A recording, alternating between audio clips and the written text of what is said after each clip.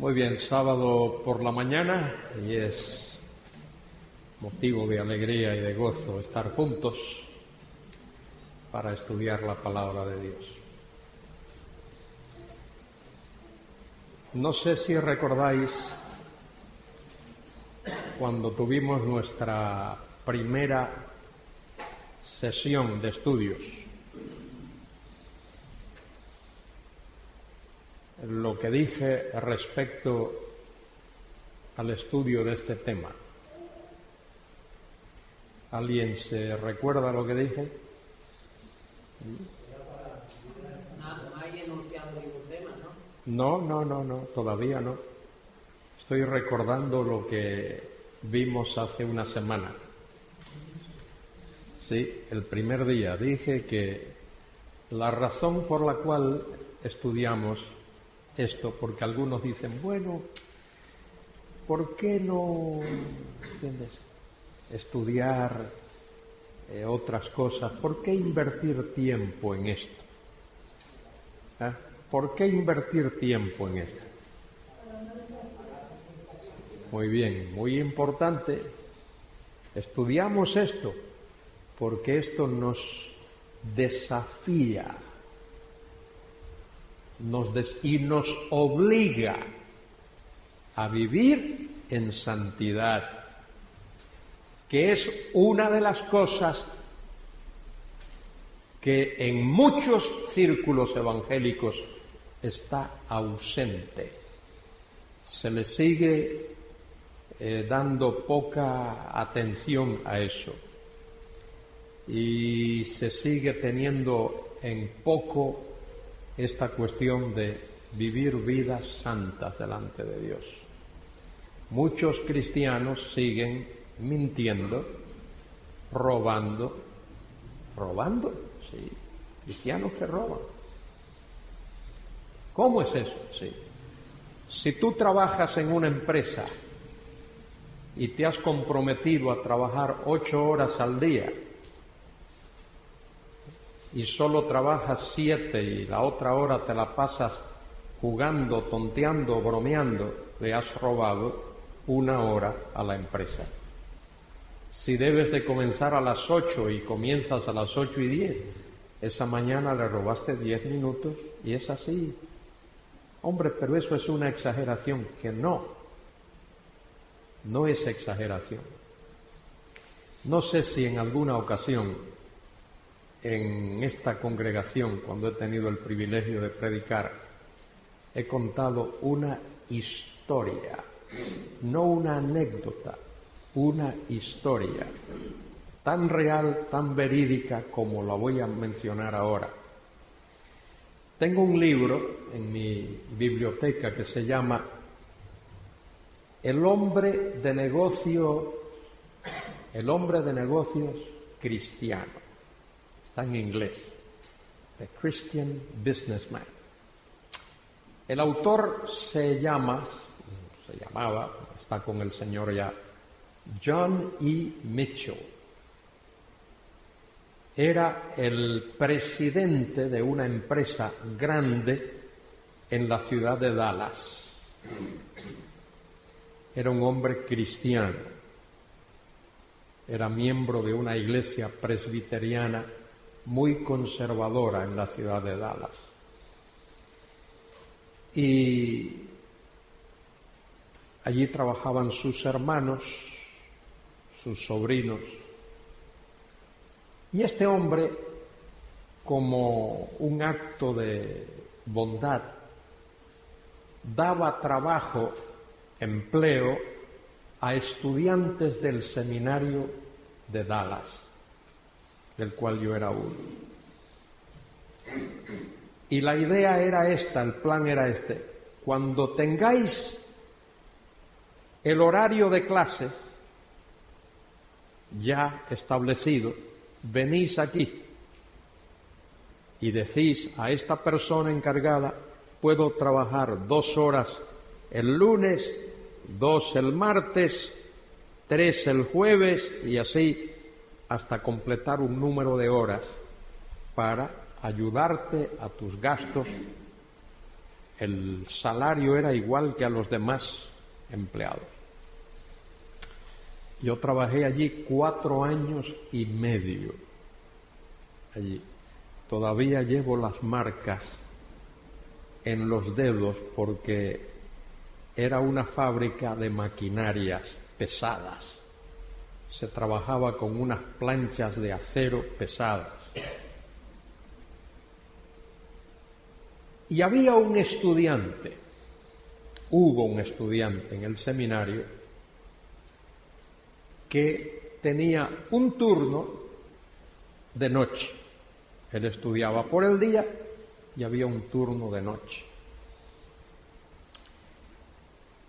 Se suponía que a las 6 de la tarde por ahí, él fuese a trabajar. Había un reloj, una tarjeta, tú cogías la tarjeta y la marcabas. Cuando entrabas, a las 8, a las 6, a la hora que fuese, marcabas. Y a la hora de terminar tu trabajo, marcabas tu salida. Este joven estaba preparándose para ser pastor de una iglesia, para enseñar la Biblia a los miembros de su iglesia. Pero por 4 años este joven marcaba su tarjeta, trabajaba media hora, saltaba una verja y se iba a casa a estudiar. Cuando faltaba media hora para terminar, volvía, hacía el recorrido al revés, saltaba la verja, trabajaba media hora, marcaba la tarjeta, y eso lo hizo por 4 años. Estudiante de teología, preparándose para ser pastor de una iglesia. Se graduó del seminario, le dieron su diploma, máster en teología. Se fue por allá por un sitio a pastorear una iglesia. Comenzó a predicar. A los pocos meses no podía predicar. Su conciencia lo acusaba. No podía decirle a la gente que fuesen buenos, serios, honestos, cumplidores. Él no lo había sido. Esto está en ese libro y le escribió una carta al señor Mitchell. Mi nombre es fulano de tal. Fui estudiante del seminario en Dallas en estos años. Usted me dio empleo en su empresa. Por 4 años estuve allí y esto fue lo que hice. De manera que en 4 años le robé a su empresa tantas horas que multiplicado por tanto la hora equivale a tanto, y quiero devolver ese dinero porque mi conciencia no me deja tranquilo. No puedo predicar la palabra.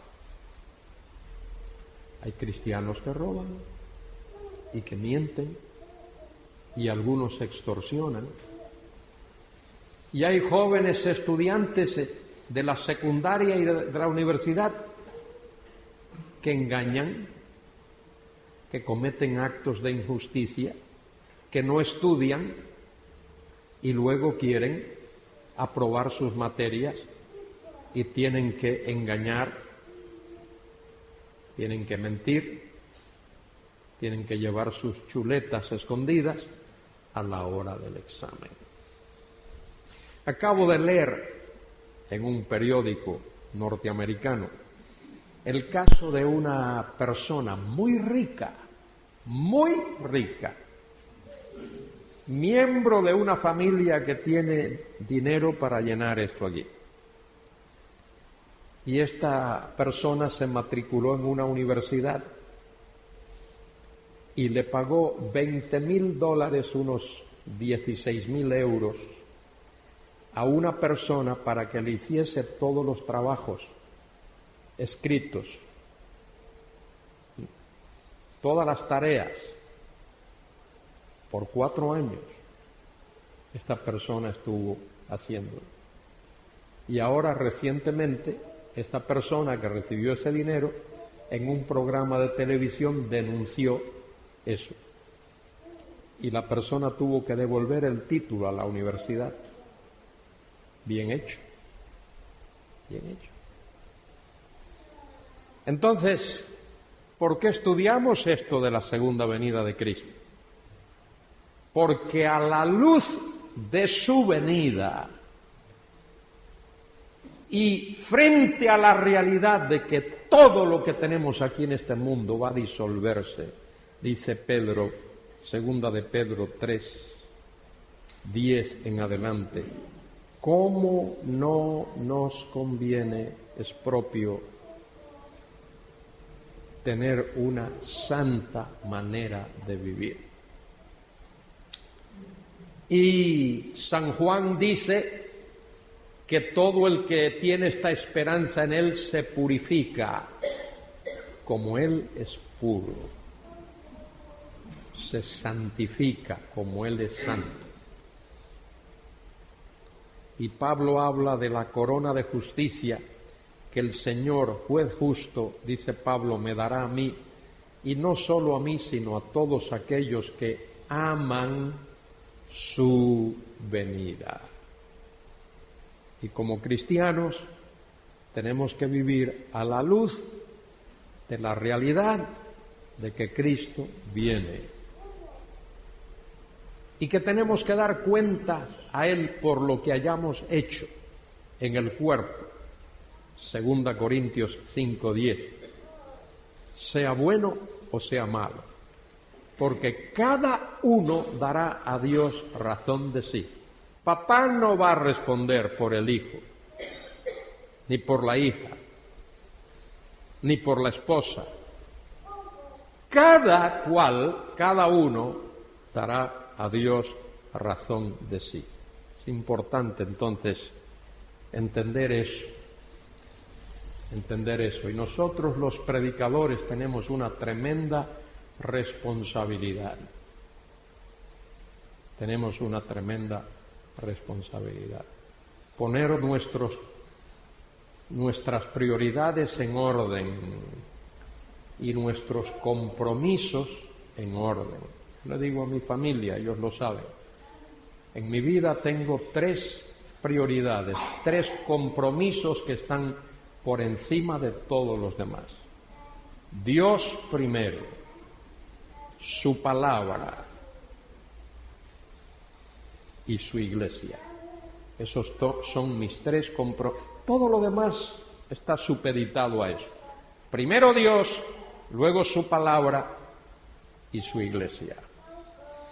Y no desprecio en lo más mínimo a mi familia, los amo a todos, los quiero muchísimo, nos hemos sacrificado por ellos, pero Dios está primero y su palabra y su iglesia. Y os voy a decir algo más. A veces hablamos de los líderes de la iglesia y vamos allí a 1 Timoteo 3 y a Tito 1, donde dice que los líderes de la iglesia deben de ser irreprensibles, ¿verdad? Dice así, irreprensibles. Irreprensibles es irreprochables. No hay de qué acusarles, no hay por dónde agarrarlos. Pero eso no se limita solo a los líderes. Todos los miembros de la iglesia deben ser así, porque los líderes se escogen de entre los miembros de la iglesia. Uno no se hace irreprochable después que es líder, después que es diácono o después que es anciano. Uno tiene que ser irreprochable antes de ser diácono, antes de ser anciano, antes de ser pastor, antes de ser misionero, antes. Muy importante eso. Bueno, ese era un sermón introductorio, no habrá ofrenda por ese pequeño sermón. Pero sí quiero añadir a lo que he dicho, algo que también considero importante. Y cómo me gustaría a mí que esto lo aprendiésemos de una vez y por todas. Yo voy a muchos sitios a dar estudios como este y parecidos a este y otros, de otros temas. No solo hablo de profecía y de escatología. Ese es uno de los muchos temas de los que hablo.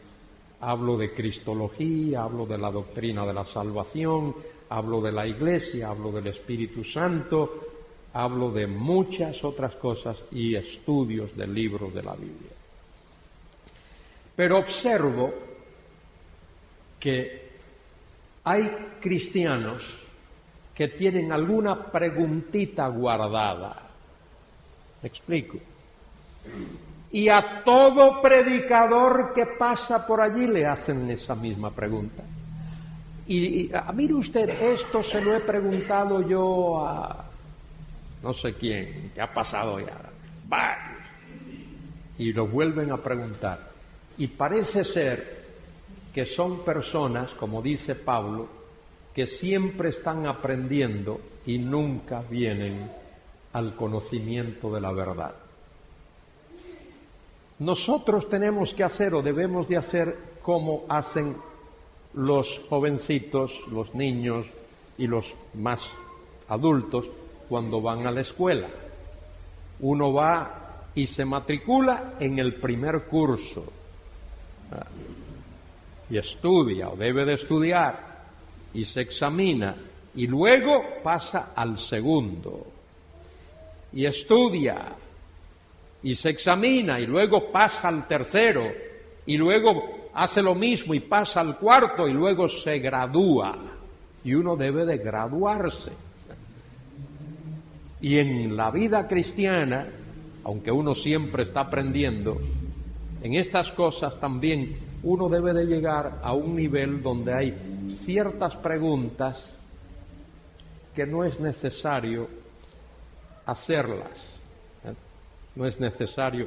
Por ejemplo, yo me imagino que en un grupo como este no sería necesario preguntar o invertir tiempo preguntando si un cristiano, una persona nacida de nuevo, pierde su salvación. Eso en un grupo como este no sería necesario, porque supongo que eso lo hizo. En un grupo como este creo que no sería necesario hablar, estudiar, discutir si la Biblia es o no la palabra de Dios. Debe de entenderse que en un grupo como este todos saben eso. Y no debería de ser necesario en un grupo como este invertir tiempo discutiendo o explicando si Cristo resucitó o no de entre los muertos. Hablamos y discutimos de las consecuencias de su resurrección, pero no si Él resucitó o no.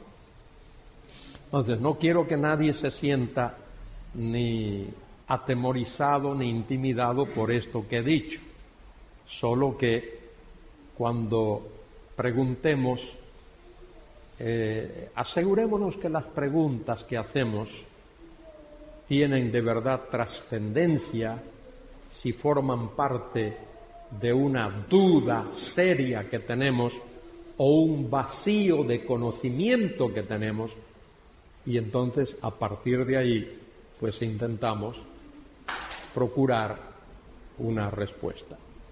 Hay algunos que se preocupan por esta cuestión.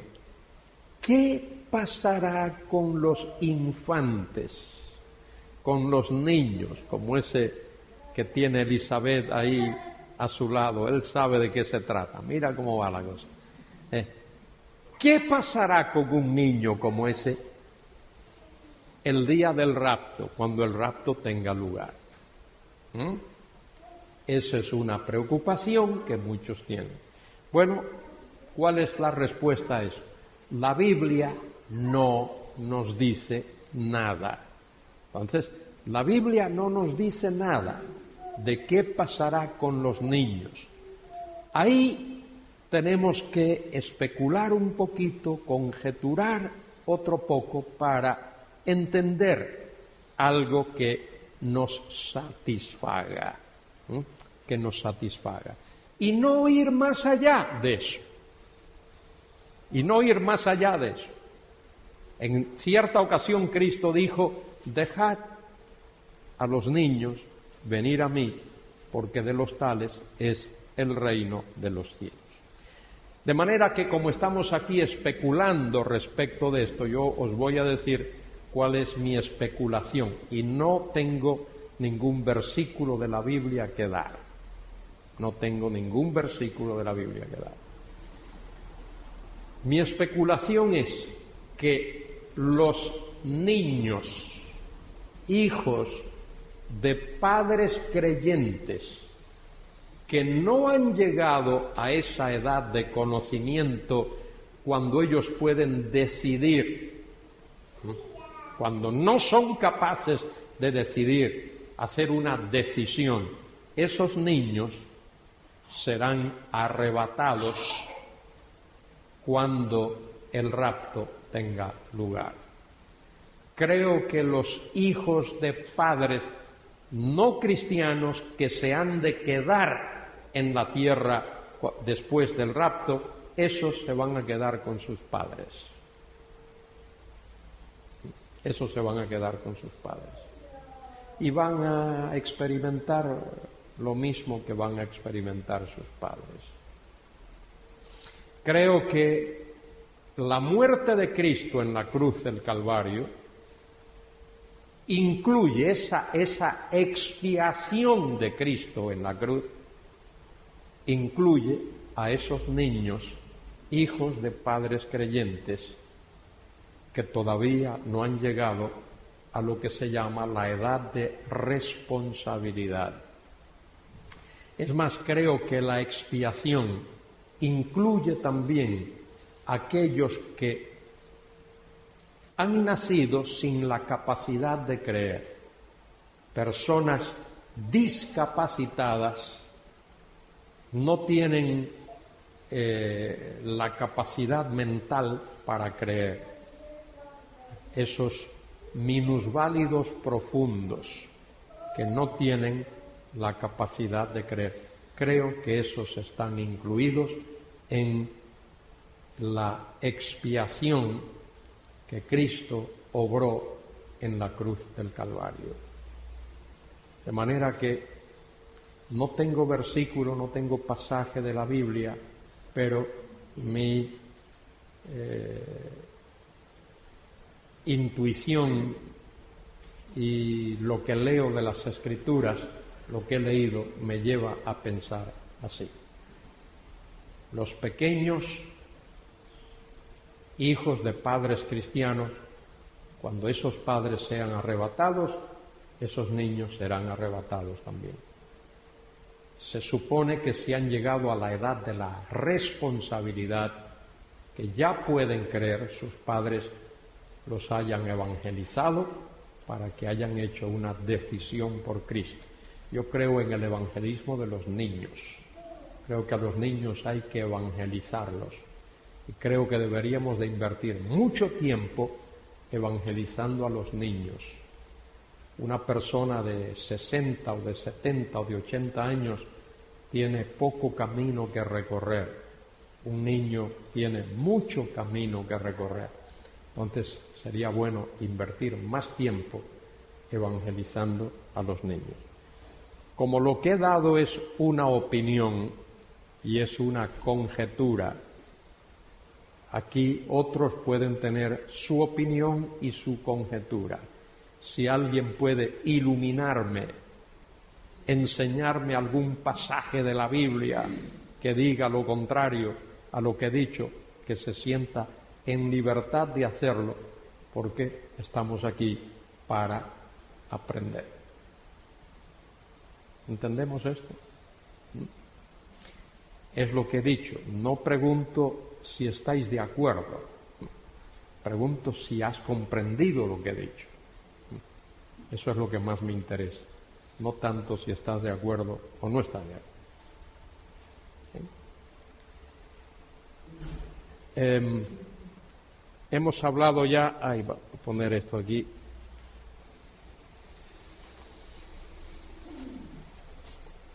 Hemos hablado del tema del rapto de la Iglesia. Esto que he dicho añade un poquito.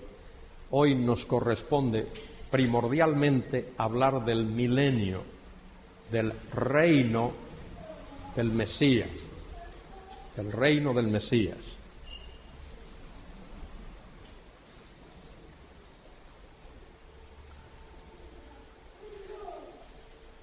He hablado ya de las posturas que hay respecto del rapto, y hay alrededor de 3 o 4, y a lo mejor por ahí luego aparece alguna más.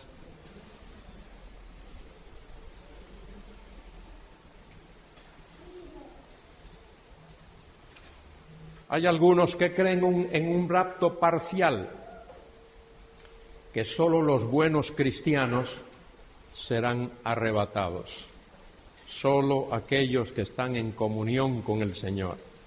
A eso se le llama arrebatamiento parcial. Y hay otros que creen en un rapto postribulacional, ya lo he explicado. Creen que la Iglesia pasará por la tribulación.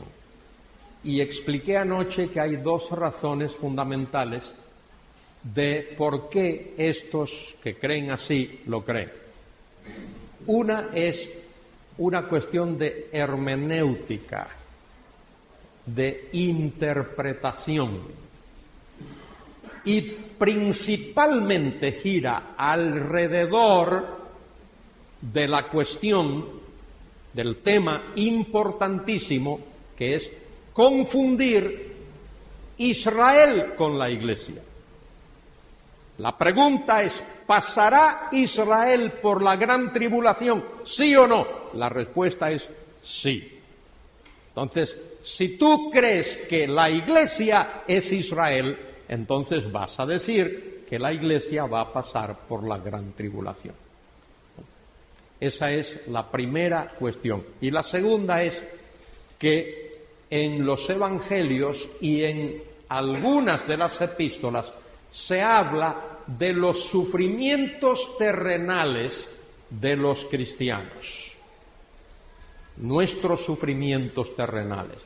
Aquí en este mundo vamos a padecer aflicción, pero esa aflicción no es la gran tribulación. La gran tribulación es, ¿qué cosa? La semana 70 de Daniel 9:27, los años de los cuales Cristo habló en Mateo 24, que serán como dolores de parto, y luego lo que el Apocalipsis, capítulos 6 al 19, explica. Y serán juicios sobrenaturales. Dios traerá esos juicios sobrenaturalmente, milagrosamente, a la tierra. Y esos juicios están en 3 series: los sellos, las trompetas y las copas. Los 6 primeros sellos abarcan la primera mitad de la tribulación. El 7º sello, dentro del cual están las 7 trompetas, eso abarca casi la segunda mitad de la tribulación, es decir, casi los 3 años y medio finales. Solo que la 7ª trompeta contiene las 7 copas, de manera que las 7 trompetas abarca, en lo que respecta a la tribulación, por lo menos 3 años de la segunda mitad de la tribulación. Y luego la 7ª trompeta, dentro de la cual están las 7 copas, ese último tiempo, esa última etapa, tiene que ver con los juicios que acompañarán a Cristo en su venida. Y esto debemos de predicarlo. Ahora debemos de predicarlo y advertirle a la gente. Cuando el Señor Jesucristo venga a la tierra, Él vendrá majestuosamente como Rey de Reyes, Señor de Señores, y esa segunda venida vendrá acompañada de juicios. Su segunda venida no será para nada como la primera. La primera venida Él vino para salvar. La segunda venida viene para juzgar. El Hijo del Hombre vino a buscar y a salvar lo que se había perdido. Lucas 19:10.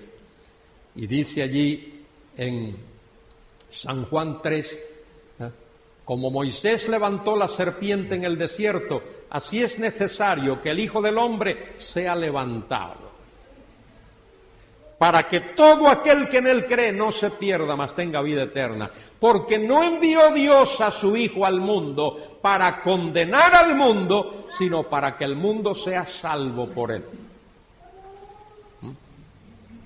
De manera que Él vino la primera vez para salvar, la segunda vez viene a juzgar.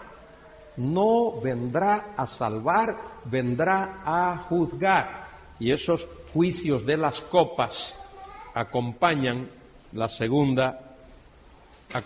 Cristo en su segunda venida. Algunos creen que el arrebatamiento será parcial, otros creen que será después de la tribulación, pero hay unos que creen que será en medio de la tribulación.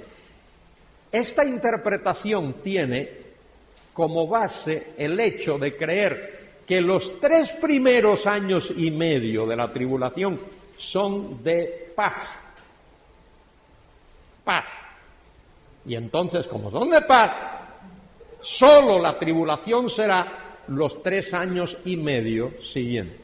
Pero Apocalipsis 6:8 dice que la 4ª parte de los habitantes de la tierra mueren como resultado de los juicios de la primera mitad de la tribulación. Y a mí me parece que la muerte de la 4ª parte de los habitantes de la tierra no indica que sea un periodo de paz de ninguna manera. Y la postura pretribulacional es la que me adhiero yo, es la que presenta Pentecost en su libro Eventos del Porvenir, y es la que enseña el doctor Walworth en sus libros, Ryrie y otros. Ahí está. Entre paréntesis, el título Eventos del Porvenir no es un buen título. No, gramaticalmente, aquí hay personas que saben mucho más de gramática que yo. Pero la palabra eventos significa algo incierto, algo que puede suceder o que no puede suceder. Tal vez los acontecimientos que están por venir, los sucesos que están por venir, las cosas que están por venir, sería un mejor título que eventos del porvenir. Solo una observación para los que les gusta el estudio de la gramática y lo ven así. Vamos a ver, el milenio. Este es el tema concreto que nos toca hoy, lo otro ya lo habíamos visto. El milenio y la segunda venida de Cristo. Hay 3 posturas clásicas respecto de esto: el premilenarismo, amilenarismo y postmilenarismo. Estas son las 3 posturas que existen, aunque un amigo mío, en son de broma, él dice: yo le voy a añadir una 4ª postura, yo soy pro-milenarista. Si hay, estoy a favor. Él no sabe si hay o no hay, pero dice: yo soy pro-milenarista. Eso lo dice en son de broma. Muy bien. La más antigua de todas estas es el premilenarismo. Y esto lo reconoce todo el mundo. Los amilenaristas reconocen que el premilenarismo es la postura más antigua de todas. Es la postura de Papias y es la postura Cipriano y es la postura de Tertuliano y todos los que vivieron en el siglo II y en el siglo III, con muy poquitas excepciones.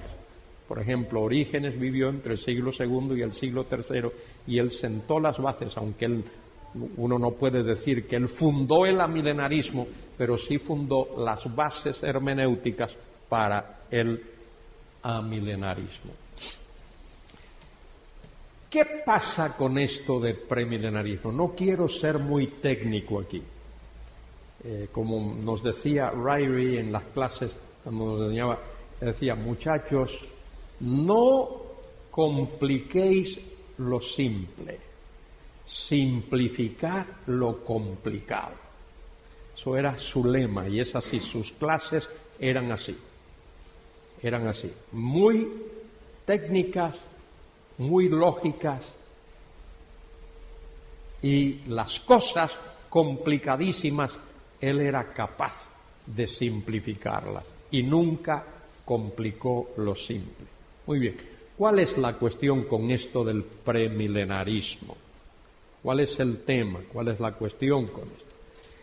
La cuestión es que en el siglo II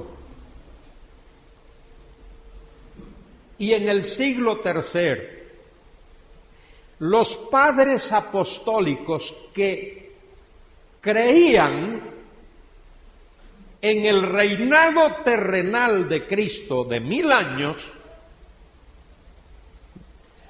también veían a la Iglesia perseguida por el anticristo. De manera que a ese premilenarismo expuesto por esos padres eclesiásticos, padres de la Iglesia, se le llama así, hay a quien no le gusta ese nombre, pero se le llama así. Ellos creían que el anticristo iba a aparecer, que la Iglesia iba a ser perseguida y luego el Señor Jesucristo vendría a la tierra a establecer su reino, que sería en esta tierra, que sería un reino literal que duraría 1000 años. Hay un libro que el doctor Ryrie escribió, se llama Dispensacionalismo Hoy. Yo no sé cuántos aquí tienen ese libro. Yo lo traduje hace años, hace más de 20 años que lo traduje. Es un libro que uno debe de leerlo por lo menos una vez al año. Muy sencillo, muy simple.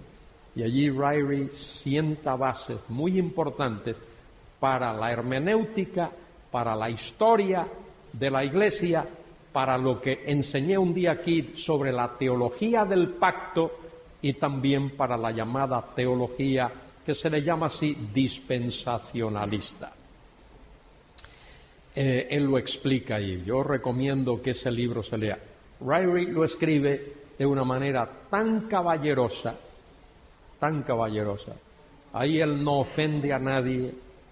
Él es un caballero de cabeza a pies, de pies a cabeza, y así es personalmente. Suave, tranquilo, bíblico, lógico, sistemático, y él lo explica ahí. Leed ese libro. Lástima, hay una revisión de ese libro, pero está en inglés, todavía no se ha publicado en castellano. La versión que está en castellano es suficiente para cualquiera. De manera que, en esta postura, premilenarismo, habría que poner aquí una especie de llave, y hay lo que se llama premilenarismo histórico. Premilenarismo histórico.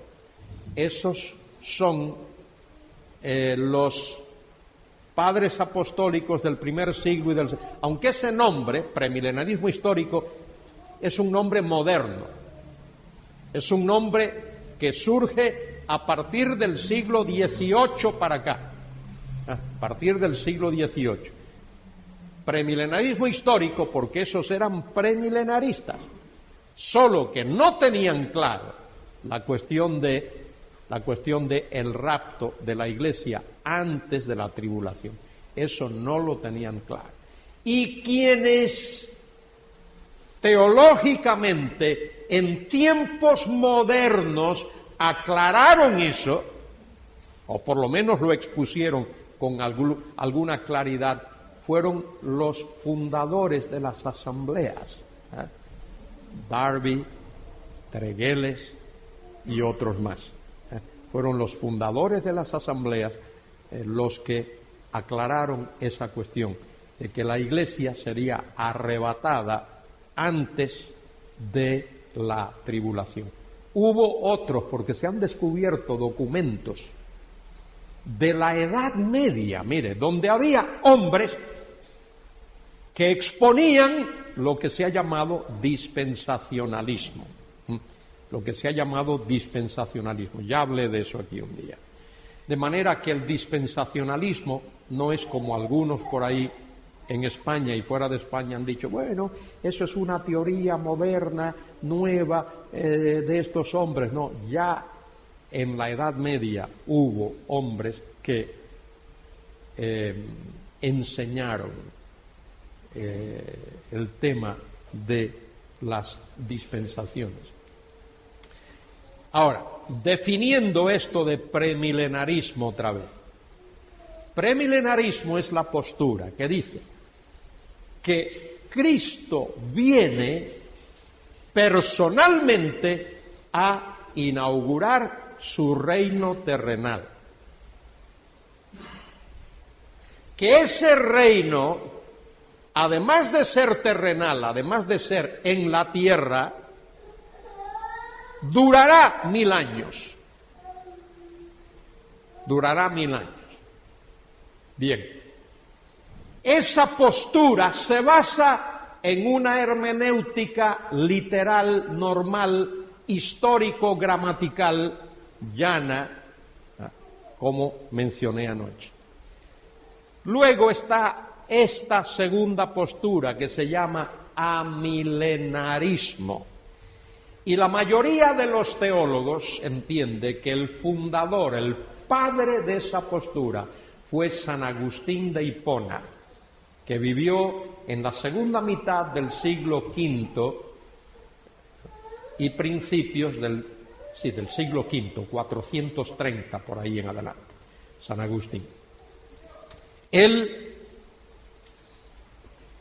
dio la base que la tomó de Orígenes, pero sistematizó esa cuestión.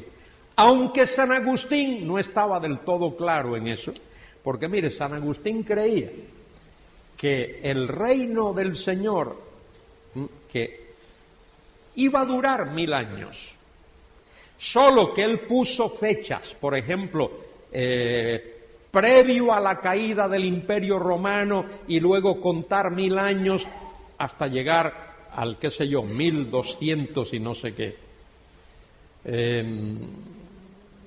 Y también Agustín, que ahí no se sabe si es una postura amilenarista o postmilenarista o qué, decía que el reino del Señor se está efectuando en el cielo. Ahí se está llevando a cabo el reino. El milenio tiene lugar en el cielo. Cuando un cristiano muere, pues va a incorporarse en ese reino. Y parece que Agustín no se dio cuenta que al decir eso, estaba diciendo que los cristianos que estamos aquí en la tierra no tenemos nada que ver con el reino. No tenemos nada que ver con el reino. ¿Por qué Agustín enseñó eso? ¿Y por qué su contemporáneo Jerónimo, el traductor de la Vulgata latina, enseñó eso también? Bueno, todo eso tiene una base histórica. Hay dos razones por las que San Agustín y Jerónimo enseñaron eso. A ambos les parecía que el reino era demasiado judaico y ambos tenían un poco de mal adversión, sentimientos negativos hacia el judío. De manera que veían el reino como algo muy judaico, esa era una razón. Otra razón más que exponen, por ejemplo, Jerónimo lo expone y Agustín también, decían que el reino, tal como se presentaba, era muy carnal, muy terrenal y poco espiritual, porque ellos enfatizaban el aspecto espiritual del reino. Sin embargo, cuando uno lee los pasajes que hablan del reino, uno ve que hay ambas cosas. Hay un aspecto que es terrenal, propio, porque el reino será en la tierra, pero hay otro aspecto que es espiritual. El reino tiene mucho, pero mucho de espiritual. Y también tiene cosas también que son materiales. La cuestión es que por esa regla de 3 de San Agustín y de Jerónimo, un cristiano nunca podría ser espiritual. Pues estamos en el cuerpo, comemos, bebemos, dormimos, hacemos cosas que tienen que ver con nuestra vida física, trabajamos, pero la Biblia habla de que un cristiano debe ser una persona espiritual. Y ahí San Agustín y Jerónimo, honestamente, estaban confundidos. De cualquier manera, el amilenarismo, tal como se conoce hoy, tiene sus raíces, tiene sus fuentes en San Agustín de Hipona.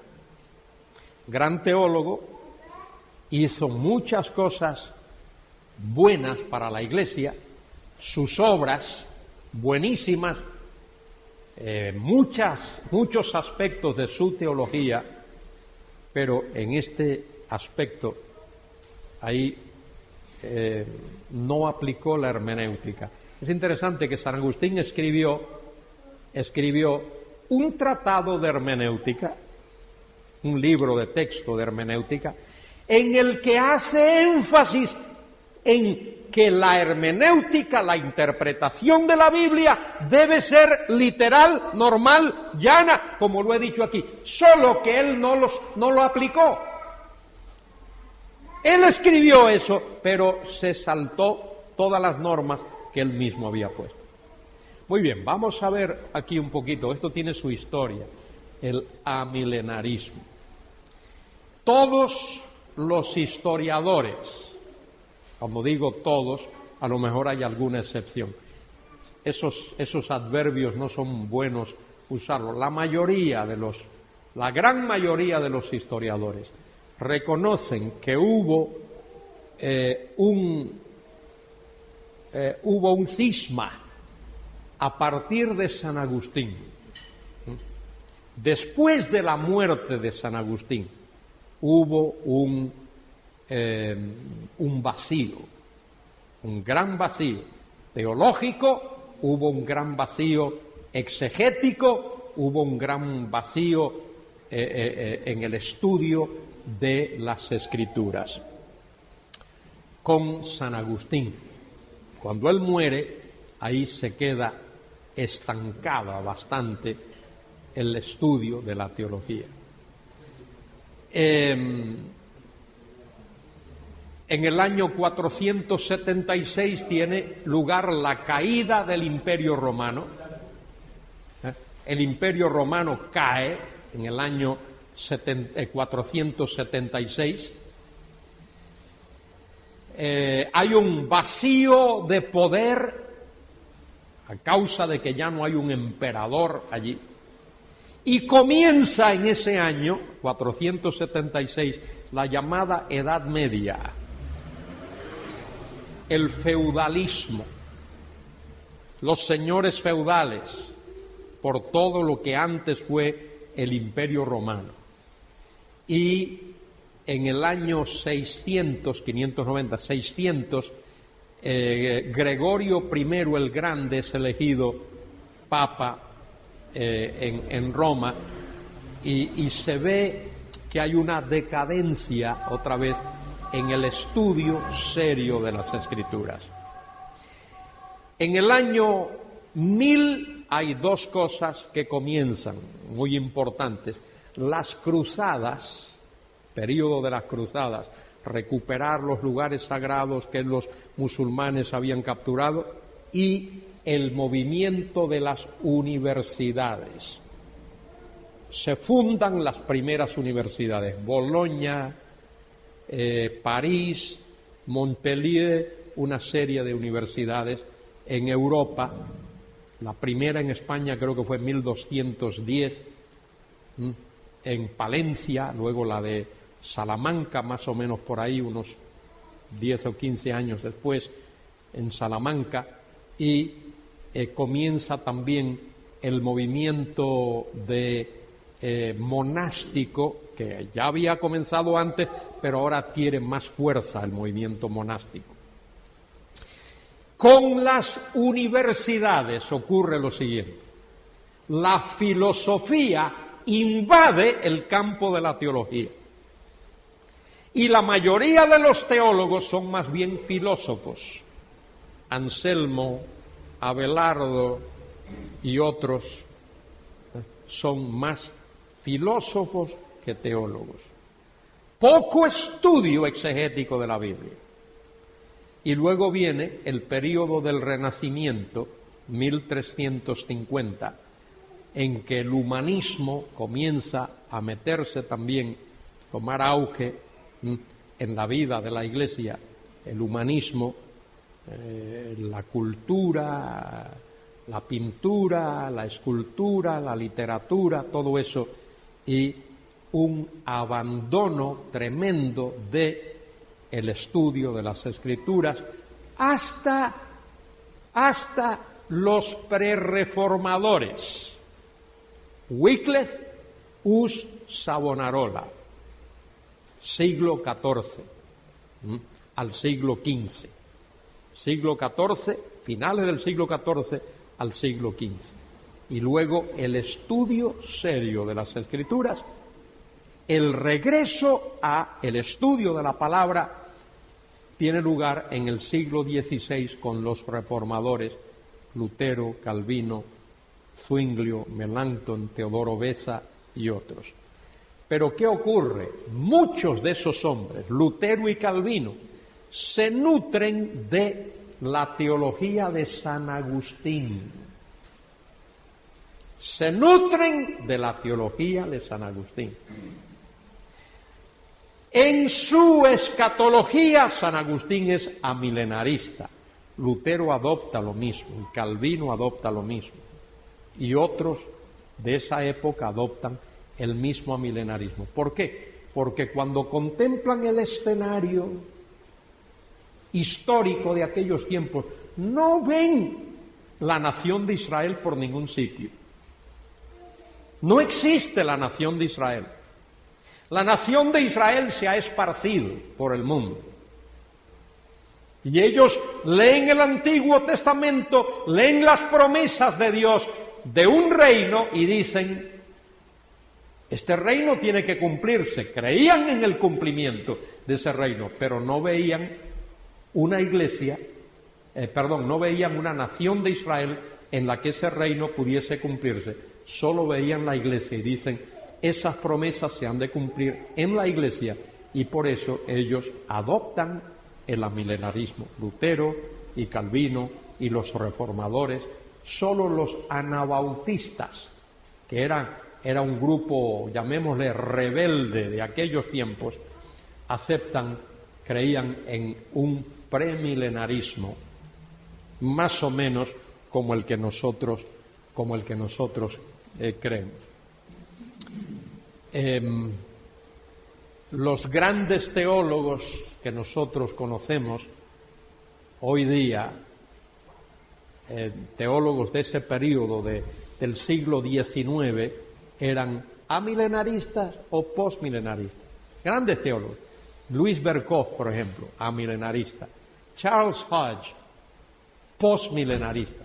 Grandes teólogos que vivieron en un periodo crítico del estudio de la Biblia. Y luego el postmilenarismo. El postmilenarismo nace de una especie de entusiasmo nace en el siglo XVII y luego adquiere fuerza, casi que desaparece y luego vuelve otra vez en el siglo XVIII, siglo XIX, vuelve a surgir el postmilenarismo, que es, ya lo expliqué ayer anoche, la creencia de que la Iglesia va a evangelizar al mundo. La Iglesia va a predicar el Evangelio y el mundo se va a convertir. Y esa conversión del mundo será el milenio, que tendrá una duración indefinida. No se sabe cuánto tiempo va a durar. Y luego, después de ese periodo de paz, Cristo viene a la tierra. Y no sé cuál será el propósito. Supongo que Él vendrá a establecer la eternidad. Lo mismo que con el amilenarista. El amilenarista cree que Cristo va a venir a la tierra. Hablo del amilenarista ortodoxo, la milenarista que cree la Biblia. Cree que habrá una segunda venida de Cristo a la tierra. ¿Pero para qué será? Para implantar la eternidad. Y esa es una gran diferencia entre el amilenarista y el premilenarista. Y también entre el postmilenarista y el premilenarista. El premilenarista cree que Cristo viene a la tierra a fundar, a establecer su reino, que ese reino será un reino terrenal, en el cual Cristo va a regir las naciones de la tierra con vara de hierro, como dice la Escritura. Y en esta tierra habrá paz, que nunca la ha habido. En esta tierra habrá justicia, que nunca la ha habido. En esta tierra habrá santidad, que nunca la ha habido. En esta tierra se manifestará la gloria de Dios, como dice Habacuc 2:14, como las aguas cubren el mar, y como dice Isaías 11:9. Bueno, esas son las tres posturas.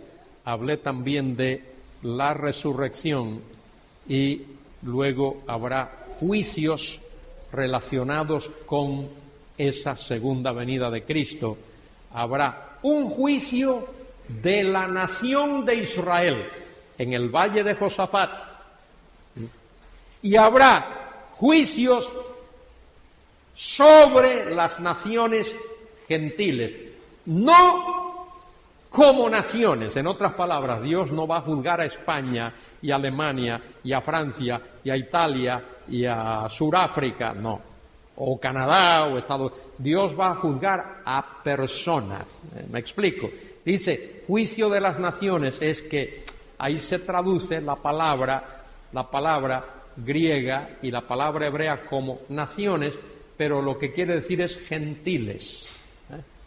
Gentiles. Son gentiles. Dios va a juzgar a la nación de Israel y Dios va a juzgar a los gentiles. Dios va a purificar la nación de Israel. Por eso la hace pasar por la gran tribulación. Ese será el juicio de la nación de Israel en ese periodo. Las persecuciones del anticristo.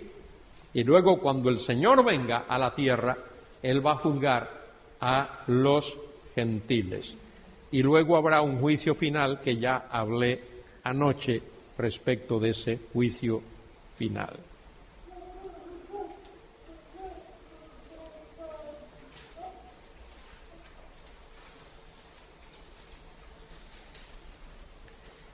Muy bien, la segunda venida de Cristo a la tierra es el acontecimiento central de la historia.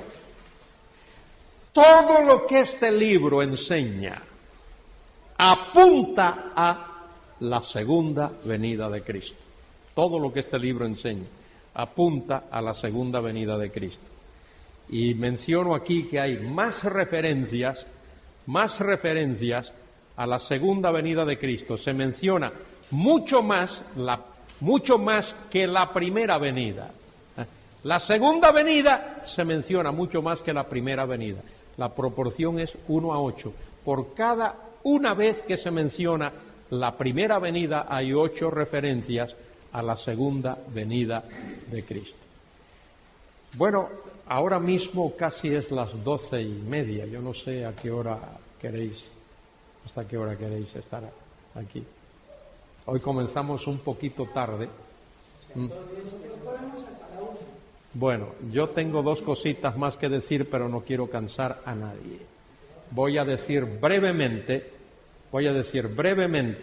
en 8 minutos, y ahí terminamos a las 12:30, vamos a terminar. Luego voy a pedir que este grupo salga porque quiero tomar una foto afuera del grupo. Vamos a buscar, por favor, en el Apocalipsis, capítulo 20.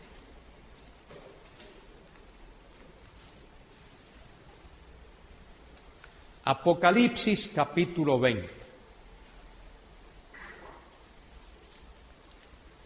No es bueno, hermanos míos, no es bueno cuando uno toma una postura o tiene una postura teológica, bíblica, no es bueno que uno ridiculice al que tiene la postura contraria. Eso se ha hecho a veces. Eso no es bueno. Debemos de respetar a los que tienen una postura diferente de la nuestra, pero sí debemos señalar por qué creemos lo que creemos y por qué creemos que el que enseña o cree lo contrario está errado. Mire lo que dice Apocalipsis capítulo 20. Apocalipsis capítulo 20, en vuestras Biblias dice, vi a un ángel. Ahí los traductores de la Reina Valera omiten una conjunción. Y vi. ¿Por qué es importante esa conjunción?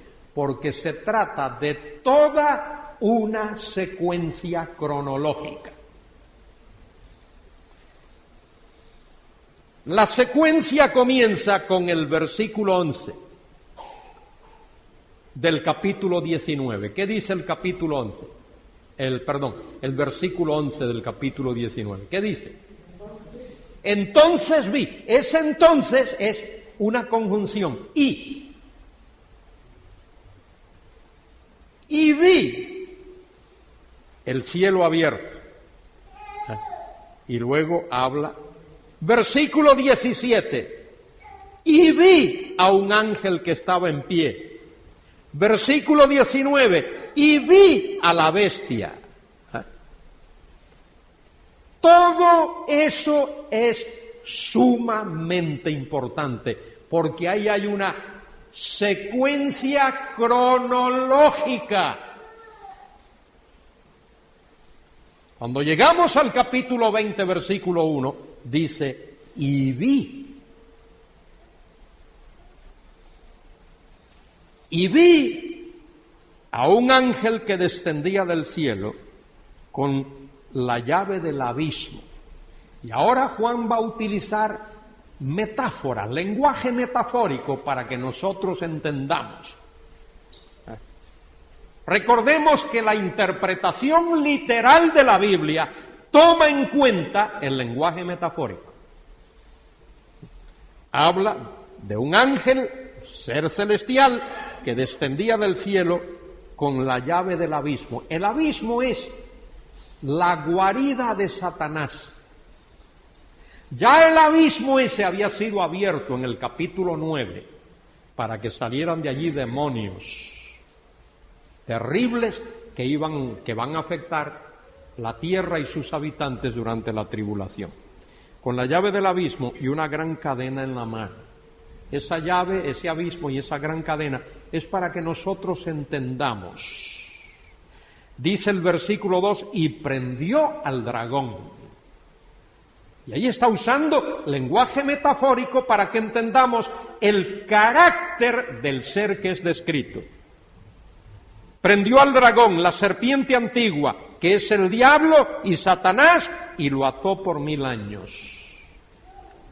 Y ahí es donde quiero detenerme un instante antes de que termine la hora.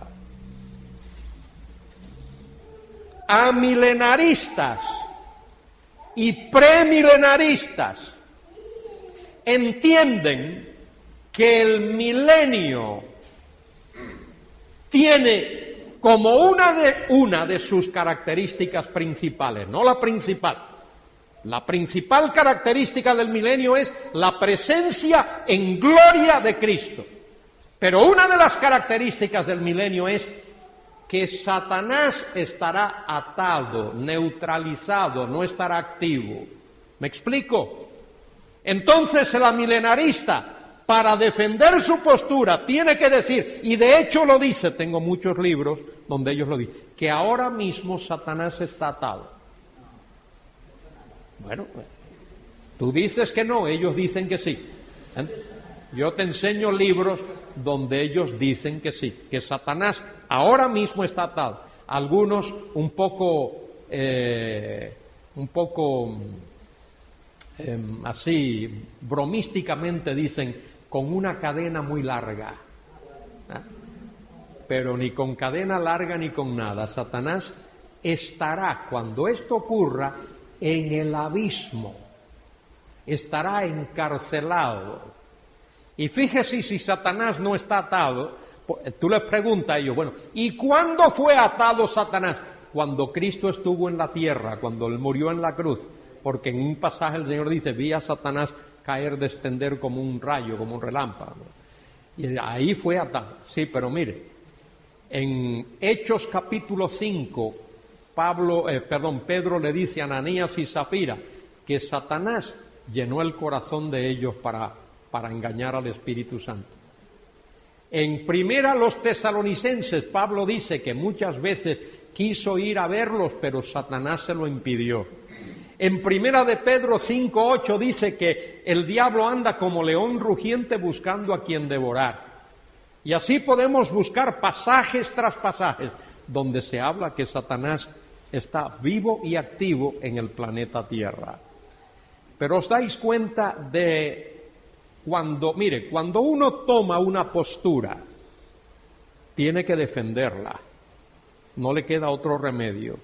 El amilenarista, oídme bien, dice que ahora mismo estamos en el reino, pero como una de las características principales del reino es que Satanás no está activo, tienen que decir que Satanás está atado ahora. Y como se dan cuenta de lo que está pasando en el mundo, de la maldad, de la pornografía, de la droga, del robo, de la opresión, de todo, es que está atado con una cadena muy larga. Y lo mejor, lo más sensato es decir, señores, Satanás no está atado todavía, lo va a estar. Cuando Cristo venga a reinar, antes de la inauguración de su reino, Satanás va a estar atado. Digo otra cosita más antes de terminar. Y esto que voy a decir es sumamente importante. Sumamente importante. Mire lo que dice el texto. Dice en el versículo 2 que Satanás lo ató por 1000 años. Mire ahí la palabra 1000 años. Y lo arrojó al abismo y lo encerró. Y puso su sello sobre él, para que no engañase más a las naciones, hasta que fuesen cumplidos 1000 años. Y después debe de ser desatado por un poco de tiempo. Y vi tronos, y se sentaron los que recibieron facultad de juzgar las almas de los decapitados por causa del testimonio de Jesús y por la palabra de Dios, los que no habían adorado a la bestia ni a su imagen, y que no recibieron la marca no recibieron la marca en sus frentes ni en sus manos, y vivieron y reinaron con Cristo 1000 años. Y como 2 o 3 veces más se menciona 1000 años. Ahora, ahí está el pasaje. ¿Qué dice la milenarista? Dice, Esos 1000 años ahí, eso es un periodo de tiempo indefinido, largo, porque el libro del Apocalipsis es un libro simbólico, esos 1000 años son simbólicos, no son 1000 años literales. El reino, porque llevamos de iglesia ya 2000 y pico de años, ¿verdad? Entonces, si la iglesia es el reino, ya el reino ha durado 2000 y pico de años. No, es el milenio, este es el milenio porque... Ahora, esto es lo que quiero decir. Y en la tarde, esta tarde, hablaré de esto. Ponedme atención a esto. El tema del reino terrenal se enseña a través de todo el Antiguo Testamento.